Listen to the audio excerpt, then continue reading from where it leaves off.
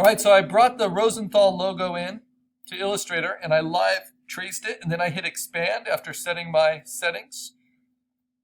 And I got the crown is the only element I actually want. I got it exactly the way I want. It all comes in on this new layer.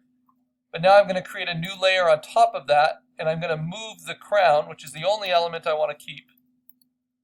And if I don't want to divorce it from its regular logo, in case I want to go back to that for some reason, I could just select it here. You can select every path within your layers by just clicking on the box to the right. And then I can say edit copy. And then I'm just going to lock this layer, turn the eyeball off of it, go to layer 4, and then just say edit paste. Now because I didn't say paste in place, look at the difference, right? It moves it off. But here I need to move it anyway, so I didn't need to do paste in place. Each time you open a new layer, Illustrator will give you a different color for your anchor points, just so you can reference it. And now my challenge is I need to make, just using the large selection tool, make this fit my design a little bit better. And that's almost right.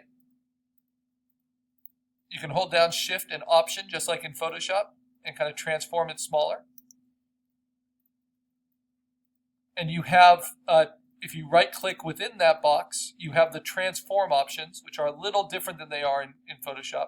Like shear is, none of them are as easy to use, unfortunately. But shear is how I can kind of tilt it.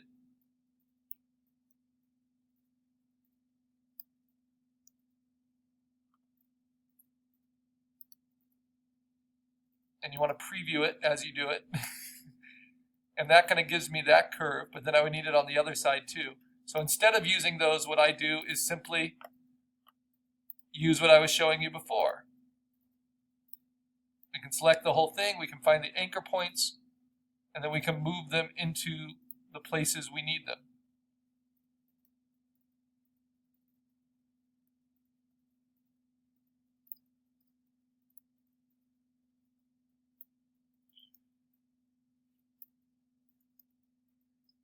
Make it a little bit taller. It's like rolling dough. And now I know I'm going to, with the small selection tool, just take these anchors, move them up a little bit on each side. And what's so great about Illustrator is it will give me a little guide to tell me when I'm lined up, a little pink guide to snap to. And I can hold down Command. It will give me the whole box again, even if I'm on the small selection tool. And it will let me kind of squeeze it in. Right now I'm just trying to get the cross placement right.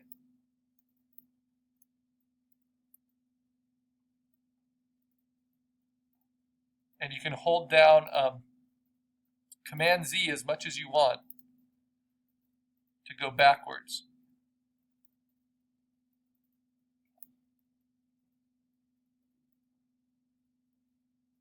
So if I just want to squeeze it from the side, I can hold down Option, squeeze it from the side. Okay, so now I've got the cross where I want it. Now in terms of the crown, I'm going to use the pencil tool. Keep it on very smooth. It's a good time to save it, Command S. And now I'm going to try to redraw this curve on the outside. So remember, these are filled paths.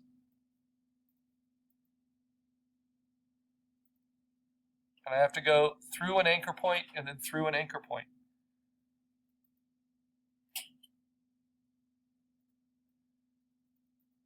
I'm going to do it on this side as well.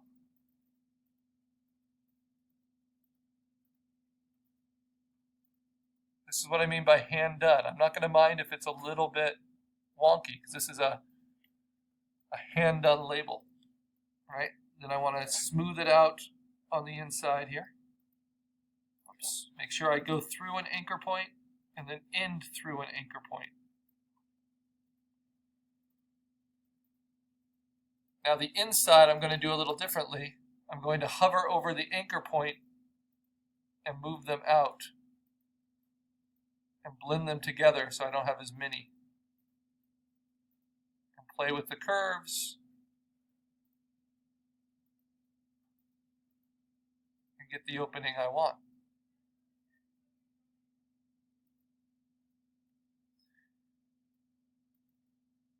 Same thing here. And because the crown is symmetrical, I only need to get it on one side.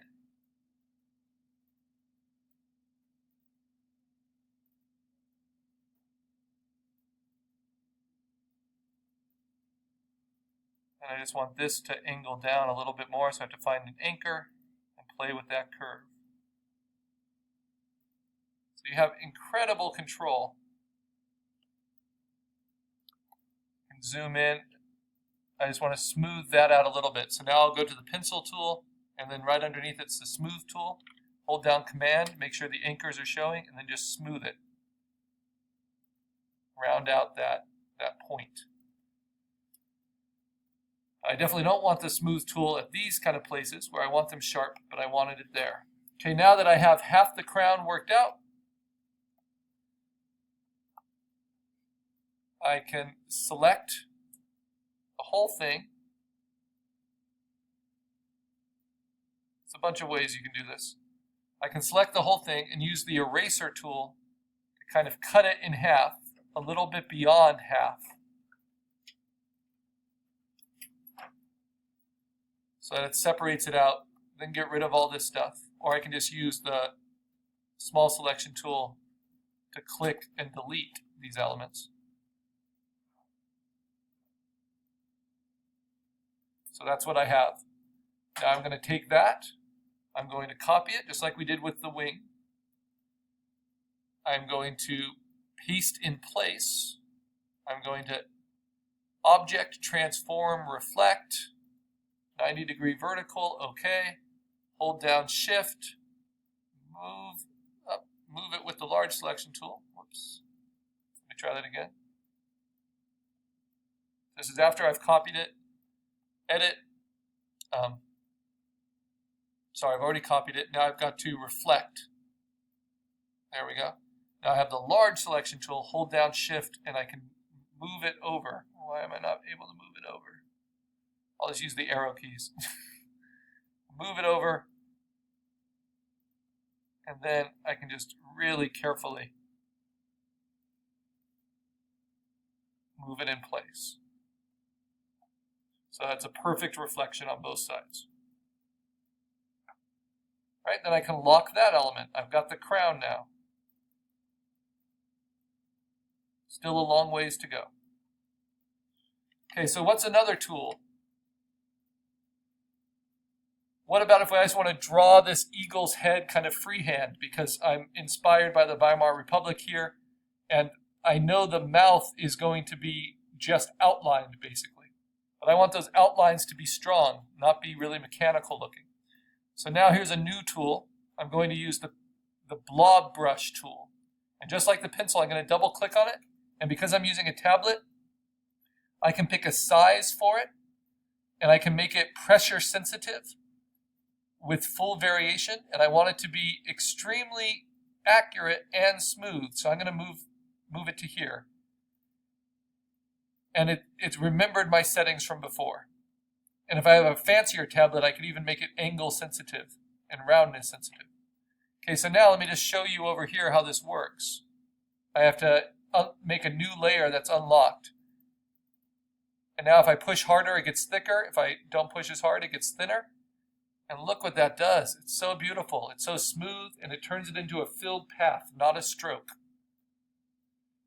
So I can basically just draw with this and get beautifully cleaned inked lines. It's a great way to do digital inking if you want a vector instead of a raster file. And it's how I'm doing all my digital inking now for comics and for cartoons. So Blob brush. 6 might be a little thick, but let's see.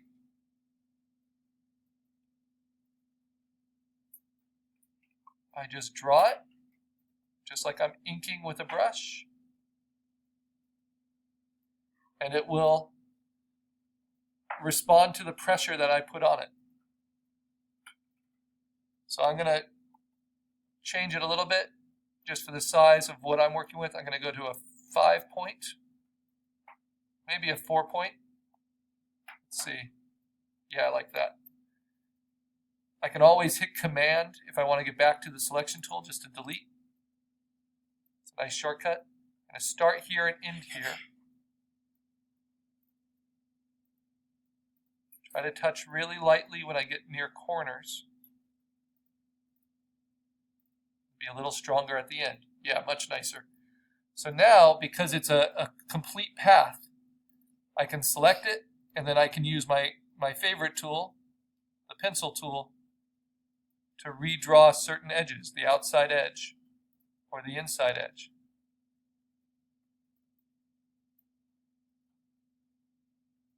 And then I can use my smooth tool. Oops. So the pencil tool shortcut is in. So if I just hit in now, I'll get to the pencil tool from the smooth tool, and I can refine that. And then if you hold down Command, you get to the selection tool because you need to select and see the anchors before you can redraw them. And they're like magic scissors. Pretty nice. So that's about the overall finish I want. I don't need to use the pen tool and control everything exactly. But that's a nice kind of handmade mark. It's going to feel like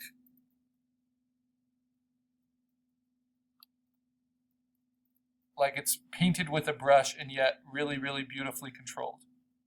Okay. So now I'm going to use the Blob tool for quite a bit.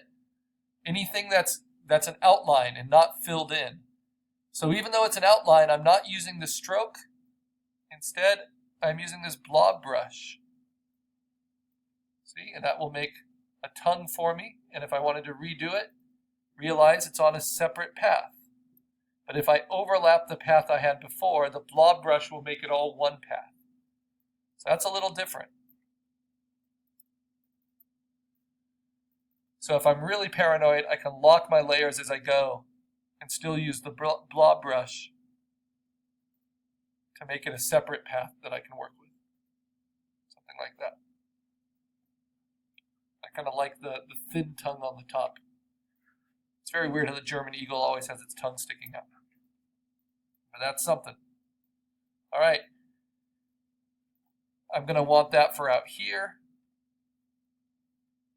So I'm just making lots of layers. I'm not wasting any memory doing that. I'm just organizing what I'm drawing.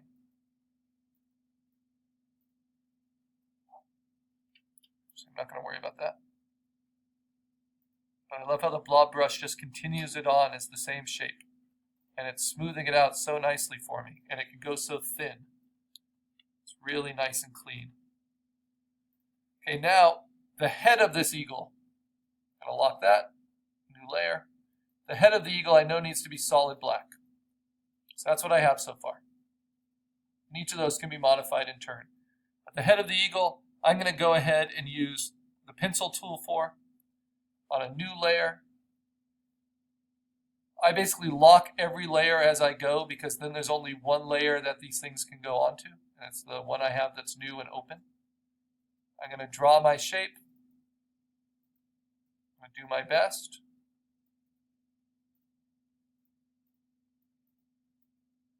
And I close it all the way. Now notice it draws it with a stroke. So I'm going to flip that so it's solid black. It's not overlapping with my other. That's very good. But now here's the trick. How do I get that eye in there? How do I get that hole? That's where, once it's selected, actually it doesn't even need to be selected, but it needs to be unlocked. I can use my eraser tool. And just like the other tools, if I double click, I can work on the size of my eraser.